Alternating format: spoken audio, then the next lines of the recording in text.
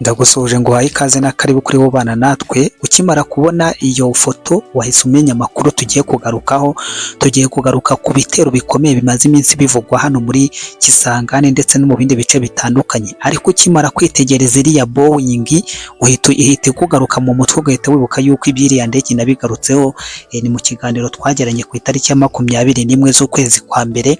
Nakubwiye byinshi by'ibikoresho iriya ndege yazanye. Ni indege yasesekaye i Kigali ku itariki ya 19 z'ukwezi kwa mbere, hari kuwa mbere. Amakuru yayo tuyashyira hanze ari kuwa gatatu haciyemo umunsi umwe. Iby'iyo ndege rero n'ibikoresho yari yazanye, ndakwibutsa yuko bimwe mu by'ingenzi ari ibikoresho bya gisirikare. Ikaba ari indege yaje ishoreranye n'indege ya Perezida wa Repubulika y'u Rwanda Paul Kagame zikubutse muri Turukiya, aho ibintu byari byakomeye cyane. Iby'iyi nkuru rero ntabwo ari byo nshaka kugaruka, ahubwo ndashaka kugaruka ku bigendanye n'ubwoko bumwe bwa drone zamaze kumenyekana zaje muri iriya ndege ko arizo zifashishijwe mu kugaba ibitero hariya Kisangani. Nk'uko amakuru abigaragaza yamaze gushyirwa hanze, drone zifashishijwe mu kugaba ibitero hariya Kisangani ni drone zakorewe muri Turukiya. Inkuru ihita ihura neza 100% n'ibyiriya nkuru yindi twakoze ku itariki ya 21 z'ukwezi kwa mbere. Uti byifashe bite rero? Ni indege zitagira abapilote zo mu bwoko bwa drone za kamikazi zaguzwe muri Turukiya, zikaba zifashishijwe mu kugaba ibitero hariya muri Kisangani. Amakuru ndetse y'izi ndege agaragaza yuko ari drone zo mu bwoko za kamikazi zakoreshejwe n'u Rwanda mu kugaba igitero ku kibuga cy'indege cya Bangoka i Kisangani. Izi ndege zikaba ari zo mu bwoko bwa YH-3 zakozwe n'Abanyaturukiya. Izi drone zikaba kandi zarigeze gukoreshwa mu ntambara cyane cyane muri Ukraine, muri Syria no muri Pakistan. YH-3 yakorewe kugaba ibitero bifite ukuri gusesuye ku miterere y'ubwirinzi bwo mu kirere, ku buryo ihangana n'ubwirinzi bw'ikirere yoherejwemo, kandi ikaba ibasha guhangana na radari ndetse n'ibirindiro bya gisirikare biba biri aho hantu. Amakuru agakomeza avuga yuko iyi drone ishobora kuguma mu kirere amasaha menshi mbere yo gusoza ubutumwa bwayo. YH-3 ishobora gutwara ibisasu bya misile birwanya ibifaru biyoborwa byitwa Omutasi. Imiterere yayo iyemerera kugaba ibitero bifite ukuri gusesuye mu gihe igumana imiterere yoroheje, kandi ikaba ishobora kuyoboreka mu buryo bworoshye. Ahangaha bikavugwa yuko rero ngo ubutegetsi bwa Kigali bwaguze izi drone n'ibindi bikoresho bya gisirikare byageze i Kigali bivuye i Ankara mu byumweru 3 bishize. Ari byo mbabwira yuko hari ku itariki ya 21 ubwo twabagezaga iyi nkuru. Iyi nkuru ihita ihura neza rero n'amakuru twari twabahaye agendanye n'iriya ndege. Iriya ndege ni imwe mu ndege nini twababwiraga yuko ari indege ishobora kwikorera ziri hagati ya toni 150 na toni 170, yaguye ku kibuga cy'indege cya Kanombe. Ku irembo yari iri muri parikingi iri kuri gate ya 2 aho abakozi ba Rwanda Revenue cyangwa bashinzwe iby'imisoro n'amahoro binjirira. Icyo ni kimwe. Icya kabiri kandi cyagarukaga kuri iyi ndege, twababwiriye yuko iyi ndege kuva ihaguye yaparetse nibura bayipakuruye igihe kingana n'amasaha 9. Nyuma yo gupakururwa rero, amakuru nifitiye yavuye ndani imbere muri Wazalendo akavuga yuko ibikoresho byapakuruwemo byahise byoherezwa ahazwi nko muri Rwanda Manufacturing Company cyangwa muri Remiko, ariho hateranyirijwe zino drone. Abazalendo bakaba bakomeje bavuga bati iby'iri koranabuhanga rwose, ku ikoranabuhanga rijyanye na drone za kamikazi ntibibatera impungenge na nke, kuko byamaze kumenyekana neza kandi bikaba birimo birakorwaho n'inzego zibishinzwe. Aribyo nababwiraga mu makuru yacu yatambutse, mbabwira nti izi ndege barimo barashakisha ahantu zahagurukiye n'umuntu waziyoboye uwo ari we. Byamaze kumenyekana rero abaziyoboye, naho zahagurukiye, naho zateranijwe, n'igihugu cyakoze piyese zazo cyamaze kumenyekana ko ari Turukiya. Ibyo biba ari ibintu byoroshye.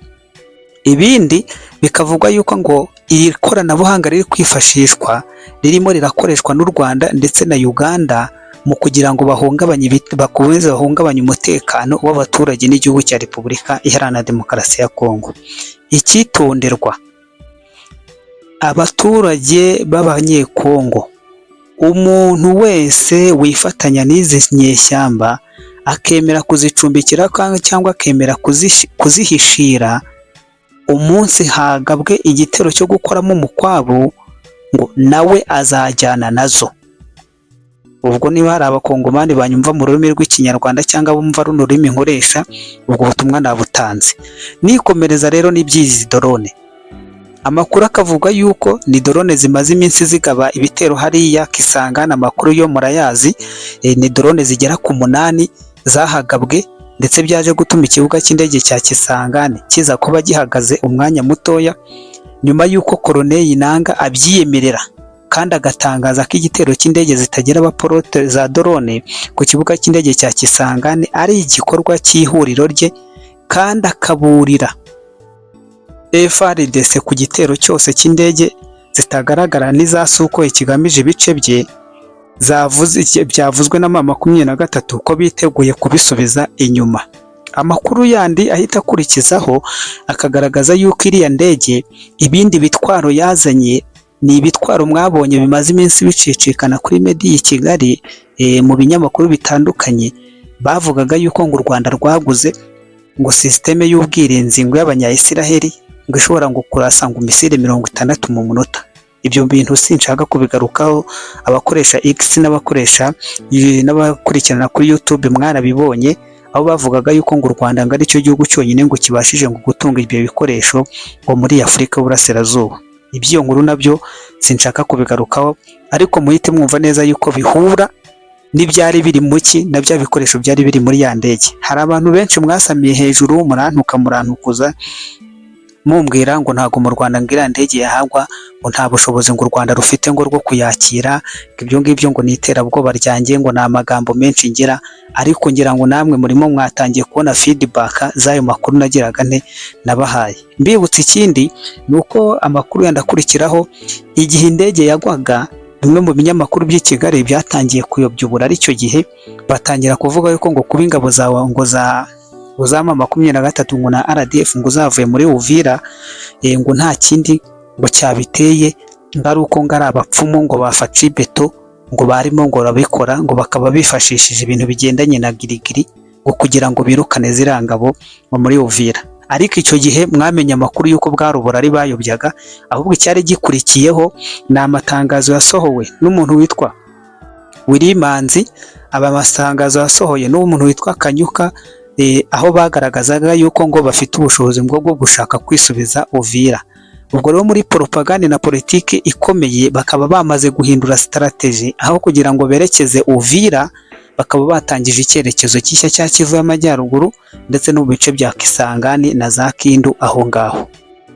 Reka nkubwire ngo niba ari bwo bwa mbere ugeze aha, nawe ntuza kugenda udakoze sabone cyangwa subscribe kugira ngo ujye ubasha kubona amakuru tugenda tukugezaho, kandi wanadusigira igitekerezo cyawe uciye muri commentaire, wanakora like, wanakora share. Ubundi uramutse utaramenya amakuru agendanye na n'iriya ndege ni byinshi mu byo yarizanye, wabisanga kuri uyu murongo wacu. Ni ikiganiro twakoze ku itariki ya 21 z'ukwezi kwa mbere, n'ubundi ukihagera urahita uhasanga iriya foto y'iriya ndege, uhita ubibona, ugahita umenya byinshi byari bigendanye nayo n'uwo munsi.